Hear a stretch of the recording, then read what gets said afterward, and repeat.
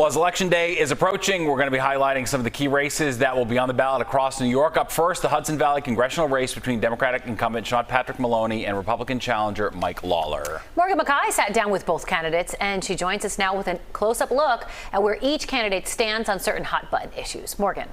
Stephen, Teresa, this is a district that's been characterized as leans Democratic, but according to a new Cook political report, this race is now a toss-up. Congressman Patrick Maloney is the incumbent. He was first elected in 2012, and he's the chair of the Democratic Congressional Campaign Committee.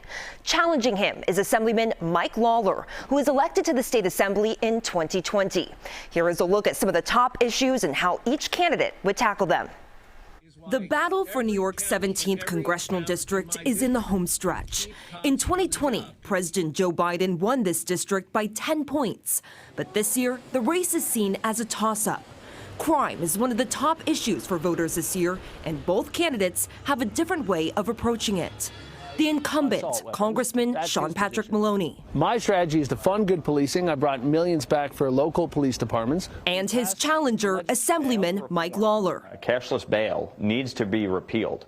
Judges need discretion, and we need a dangerousness standard. When it comes to bail reform, both candidates agree there needs to be changes. Lawler says he would support federal legislation that would allow victims of crime to sue states with cashless bail laws. I think there's a lot that can be done at a federal level with legislation to really force New York State's hand. But at the end of the day, what this really comes down to is electing people who are going to push back against the woke progressive agenda. Maloney says New York's bail laws were flawed from the beginning, and state lawmakers should have been more careful when crafting the legislation. But he also says there are parts of the law that should stay. The good part of reform is that you treat rich people and poor people the same. We should reject the false choice between public safety and having a system that's fair. We need both. When it comes to the economy and the battle against inflation, Maloney points to his record voting for the bipartisan infrastructure law and says over the next 2 years, he would work to grow the state's workforce. We need to grow our workforce so that we get more people filling these jobs that right now are empty.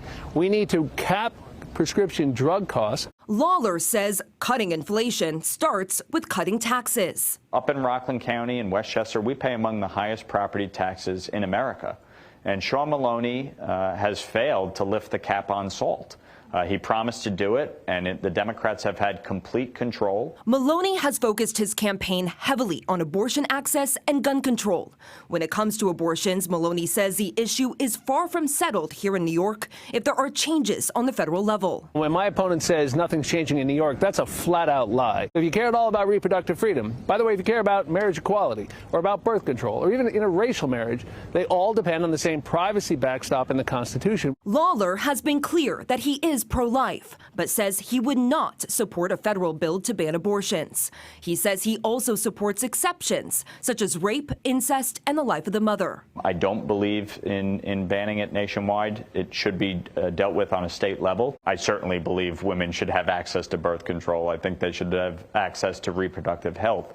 The issue ultimately is about, how people feel about abortion. Lawler and Maloney both agree that New York has fair elections. But when it comes to expanding New York's voting laws, both back different reforms. In 2021, 2 voting amendments were on the ballot. One would allow anyone to request an absentee ballot to vote.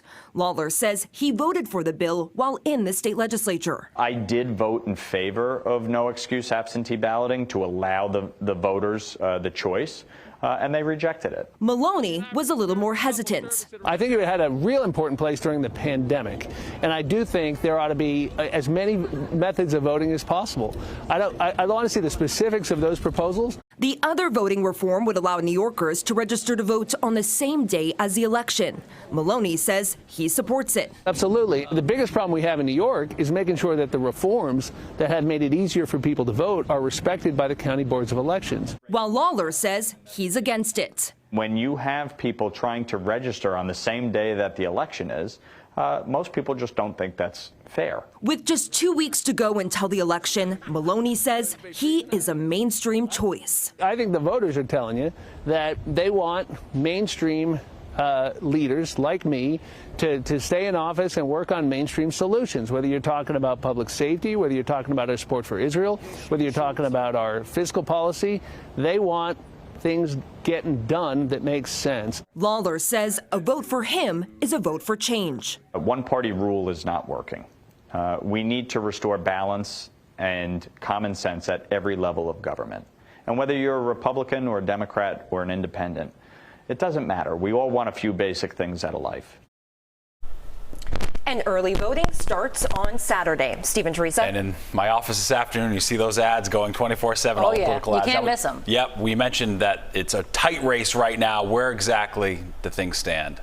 Exactly. Well, both campaigns are really seeing this as a tight race right now. The Republicans have dumped well over $8 million into TV ads for Mike Lawler. And just yesterday, the Democrats on the federal level just dumped about $600,000 to help out Maloney. But this is really being seen as a battleground district by both Democrats and Republicans. Now, an interesting little tidbit here. As I mentioned, Maloney is a chair of the Democratic Congressional Campaign Committee. If he were to lose, it'd be the first time the chair of the DCCC has lost a general election since 1980. Right. Wow. Typically, that's someone in a safe seat. But this year, who knows? Exactly. Seems like everything's getting shook up. All right. Very well. Morgan McKay, thank you very much.